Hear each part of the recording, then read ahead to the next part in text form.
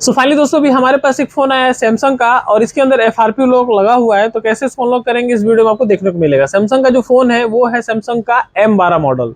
ये A12 बोलिए, M12 बोलिए, चाहे F12 बोलिए, तीनों मॉडल एक ही जैसा रहता है। सेम मदरबोर्ड है, सब कुछ सेम है। आप जो भी पार्ट चाहिए सब कुछ सेम लगा सकते हैं, यहाँ तक कि सॉफ्टवेयर भी सेम सेम कर सकते हैं, प्रॉब्लम नहीं आती है। तो FRP लॉक लगा हुआ है, तो तीनों में से कोई भी फोन आ रहा है तो कैसे इसका FRP अनलॉक करेंगे, इससे एक प्रोसीजर होता है। चूंकि मीडियाटेक का CPU है तो इसके अंदर में आपको क्या करना है, आइडियल पॉइंट देता है सैमसंग, जिसको शॉर्ट करके आप चाहो तो कंप्यूटर से कनेक्ट करके अनलॉक कर सकते हो। कई सारे फोनों में मीडियाटेक में, चाहे कई सारे एक्सिनोस में, जो आइडियल पॉइंट के जरिए हम लोग शॉर्ट करते हैं, वो आइडियल पॉइंट ही कंपनी ने उसको लॉक कर दिया, मतलब एक तरह से अपडेट के बाद उसको हटा दिया, काम नहीं कर रहा है। लेकिन जिस फोन में, जैसे इसमें भी काम करता है, लेकिन इसका आइडियल पॉइंट शॉर्ट है, अंदर से DMDP का लाइन खराब है, मतलब कनेक्टिविटी में प्रॉब्लम है। अब कनेक्टिविटी में प्रॉब्लम है तब आप USB से तो कर ही नहीं सकते। तो अब एक बचता है ऑप्शन ISP के जरिए। तो ISP में भी जब हम करते हैं इसको, तो चूंकि इसके अंदर eMMC लगा है, तो eMMC में आपका क्या होता है, CLK, डाटा जीरो और CMD, 3 लाइन और एक ग्राउंड, 4 लाइन देते हैं और केबल लाके VCC VCCQ दे देते हैं, तो फोन कनेक्ट हो जाता है। लेकिन मेरा ये फोन उसमें भी कनेक्ट नहीं हो रहा है, क्योंकि हमारा USB पोर्ट सही था, DMDP लाइन ओके था, लेकिन इसका जो आइडियल पॉइंट शॉर्ट करते हैं वो काम नहीं कर रहा था। और नॉर्मल कंप्यूटर से अगर हम अनलॉकिंग कर रहे थे तो वो भी सपोर्ट नहीं कर रहा था। तो अगर आपके पास F64 है तो आप बहुत ईजी तरीके से बिना रिस्क के आप इसको कर सकते हैं। ऑनलाइन में जो आप पैसा खर्च करेंगे उसको बिना दिए कर सकते हैं, एकदम फ्री ऑफ कॉस्ट। तो अगर आपके पास F64 है तो आपको ऑनलाइन में 300-400 देने की क्या जरूरत है। तो ऐसे में कैसे इसको अनलॉक करना है, इस वीडियो में हम लोग को देखने को मिलेगा। तो सबसे पहले अगर आप देखेंगे तो यहाँ पे आप देखिए सैमसंग का A12 CPU हमने दिखा रखा है। इसमें कहीं कहीं पे सैमसंग एक्सिनोस भी दिखा रहा है और मीडियाटेक भी दिखा रहा है।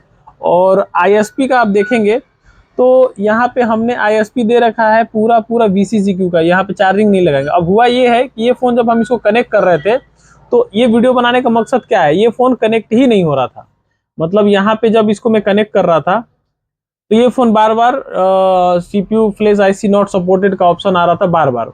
तो ऐसे में अब हमने क्या किया, क्योंकि इसके अंदर हमने 4 पॉइंट दिया था। अमूमन आप देखेंगे तो जो आपका ये होता है eMMC होता है, उसके अंदर 4 ही पॉइंट दे देने से काम हो जाता है। तो यहाँ पे मैं डाटा, CMD, CLK और CMD ग्राउंड 4 दे देता हूँ, कनेक्ट हो जाता है कोई भी फोन। लेकिन ये नहीं हो रहा था कनेक्ट, मैंने बहुत ट्राई किया, कुछ कुछ वायर बदल के सब करके देख लिया, नहीं हुआ। तो अंत में मैंने क्या किया, इसमें 3 पॉइंट और बढ़ाया, जिसमें कि आप ऊपर देख सकते हैं। यहाँ पे आपको पता होगा ये 4 पॉइंट तो ये दे दे रहा है, ये पत्ता लगाया हमने, इसमें 4 पॉइंट मिल गया आपको, डाटा, ग्राउंड, CLK और CMD।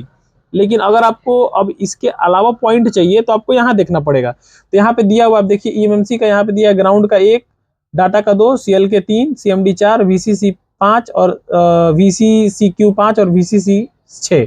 तो हमारा ग्राउंड यहाँ पे हमने ऑलरेडी दे दिया है, डाटा का लाइन भी ऑलरेडी दे दिया है, CLK भी ऑलरेडी दे दिया, CMD भी ऑलरेडी।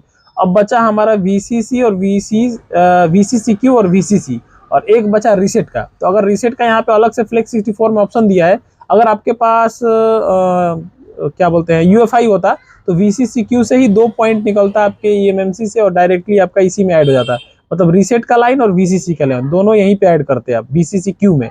लेकिन इसमें रीसेट का अलग से दिया है, तो मैंने यहाँ पे रीसेट का 1 पॉइंट दे दिया, और यहाँ पे एक VCCQ का 5 नंबर और 6 नंबर पे VCC, ये टोटल हमने दे दिया है। तो कहने का मतलब है कि 4 जंपर यहाँ और 3 जंपर यहाँ, टोटल 7 जंपर हमने किया है। और यहाँ पे अब चार्जिंग देने का जरूरत नहीं है। अब ये जंपर हमने कैसे कहाँ कहाँ से दिया, ये भी मैं आपको आगे चल के बता दूंगा। और आपको फोटो भी दिख रहा होगा कि इसमें VCCQ, VCC, रीसेट लाइन सब कहाँ पे देना है, क्योंकि आप अमूमन खोजेंगे तो इसका 3 ही 4 लाइन मिलेगा, CMD, डाटा और आपका CLK, और ग्राउंड तो आपको कहीं भी दे देना रहता है। लेकिन रीसेट का लाइन और VCC वगैरह थोड़ा सा डाउट रहता है, हालांकि आपको उसमें मिल जाएगा आपके बोर्नियो में। तो बोर्नियो में भी मैं आपको दिखा दूंगा। लेकिन सबसे पहले यहाँ पे देखिए मैं कनेक्ट कराता हूँ। ये देखिए यहाँ पे कनेक्ट पे क्लिक करेंगे अभी, तो शायद एक बार में कनेक्ट हो जाए, जो कि पहले मैं बार बार ट्राई कर रहा था, नहीं हो रहा था। और अभी देखिए एक बार में फोन कनेक्ट हो गया। लेकिन यहाँ पे अगर आप गौर करेंगे तो यहाँ पे हमारा केबल वगैरह कुछ भी कनेक्ट नहीं है, फोन के अंदर हमने चार्जर नहीं लगाया है, क्योंकि इसका VCC वगैरह हमने दिया ही नहीं है। यहाँ पे आप देख सकते हैं। तो अब हम क्या करेंगे, जब तक ये कनेक्ट हो रहा है तब तक हम यहाँ पे आपको बोर्नियो में दिखा दे रहे हैं, जब तक ये इसका बैकअप लेगा।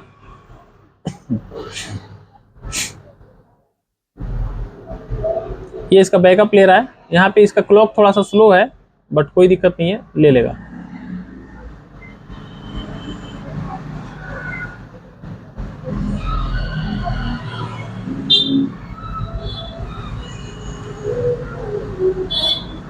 तो यहाँ पे ये खुल चुका है आपका और रीडायरेक्टिंग डाटा ले रहा है। इसमें मैं आपको इसका दिखाऊंगा टोटल।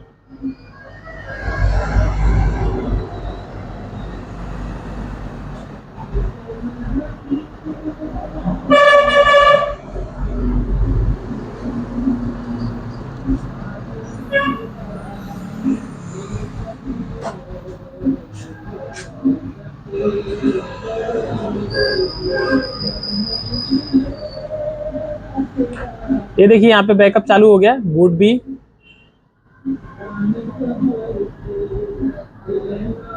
क्योंकि यहाँ पे हमारा जो क्लॉक था वो थोड़ा स्लो था, मतलब हमने जो क्लॉक सेट किया था वो थोड़ा स्लो था, इसके वजह से गड़बड़ हो गया, बैकअप स्लो ले रहा है।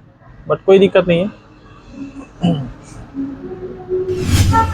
ये बैकअप में थोड़ा सा समय लेगा। बैकअप होने के बाद मैं आपको आगे का प्रोसेस बताऊंगा, जब तक कि मैं इसका ISP दिखा देता हूँ यहाँ लॉगिन करके। E12, M12, F12 तीनों में से कोई भी मॉडल आ जाए, तीनों में कोई भी मॉडल आप क्लिक करके और देख सकते हैं।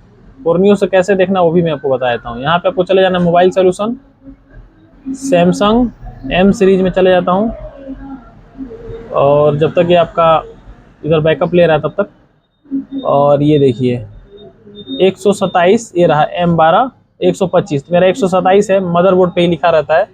अगर आप ढूंढोगे तो मदरबोर्ड पे आपको देखने को मिल जाएगा, बाकी मैं आपको दिखा दूंगा कहाँ लिखा रहता है। तो ये आपको डबल क्लिक करना है और ये देखिए आपको ये वोल्टेज वाला जो ऑप्शन इसमें मिलता है। अब हर किसी का ISP नहीं रहता है, किसी किसी में मतलब ज़्यादातर में आपको ISP मिल जाएगा आपके बोर्नियो में। तो जो वोल्टेज वाला ऑप्शन है इस पर डबल क्लिक करेंगे तो यहाँ पे आपको CPU का और यहाँ पे UFS EMMC का वोल्टेज दिखेगा। तो UFS EMMC वोल्टेज पे आपको डबल क्लिक करना है। इधर बैकअप हो रहा है तब तक मैं आपको दिखा रहा हूँ। तो अब आप देखेंगे तो यहाँ पे देखिए अब ध्यान से,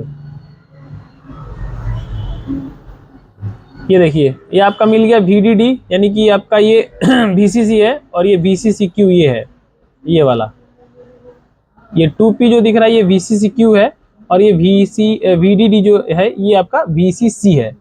तो और यहाँ पे अगर देखेंगे तो ये देखिए आपका CMD रह गया यहाँ पे इस आपके पॉइंट पे, और ये आपका डाटा का पॉइंट यहाँ स्क्रैच करना पड़ेगा आपको, और ये आपका CL का पॉइंट, और ये बीच में आपको ये वाला पॉइंट दिख रहा है ये आपका है रीसेट लाइन, ये वाला ये है रीसेट का। तो यहाँ से रीसेट का जंपर दे दिए, यहाँ से CMD, यहाँ से डाटा और यहाँ से CL के, और ये दोनों आपका VCC VCCQ दे दीजिए।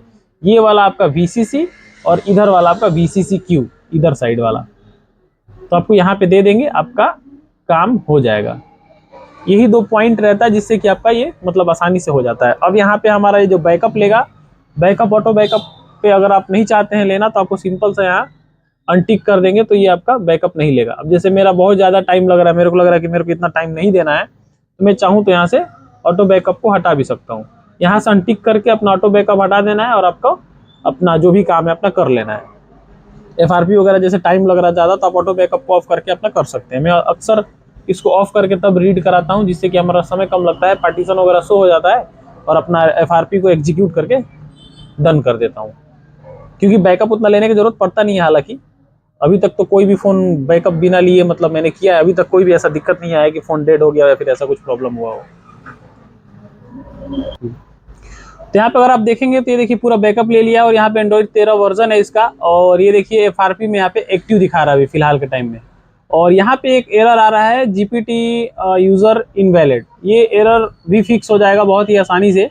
तो सबसे पहले हम क्या करेंगे, यहाँ पे जाएंगे पार्टीशन में और यहाँ पे FRP का ऑप्शन इस पर क्लिक करके यहाँ पे यस कर देंगे। तो चूंकि ये FRP आपका 1 सेकंड में ही हटा देता है, ज़्यादा समय नहीं लेता है। ये देखिए FRP डन हो गया। इसके बाद से हम क्या करेंगे, यहाँ पे जाएंगे पार्टीशन में, पार्टीशन के बाद से यहाँ पे MBR पे एक बार क्लिक करके और यहाँ पे यस कर देंगे तो इसका जो एरर है GPT का वो एरर भी यहाँ से चला जाएगा। ये देखिए GPT एरर एग्जीक्यूट, यानी कि ओके कर दिया। अब इसको फिर से एग्जीक्यूट करते हैं और अब देखिए आप इस बार जब ये कनेक्ट लेगा तो चूंकि ये बैकअप ऑलरेडी पहले ले चुका है तो बैकअप में टाइम नहीं लेगा, और जो GPT आपका एरर आ रहा था वो GPT एरर भी खत्म हो जाएगा। यहाँ पे आप देखेंगे हेल्थ वगैरह इसका 10 to 20 यानी कि हेल्थ ओके है, कोई दिक्कत नहीं है। FRP नोट एक्टिव हो गया, और यहाँ पे आप देखेंगे जो आपको एरर दिख रहा था GPT यूजर यहाँ पे वैलिड जो दोनों इनवैलिड आ रहा था भी वैलिड हो चुका है। अब ये आपका फ़ोन 100% वर्क करेगा। एक साथ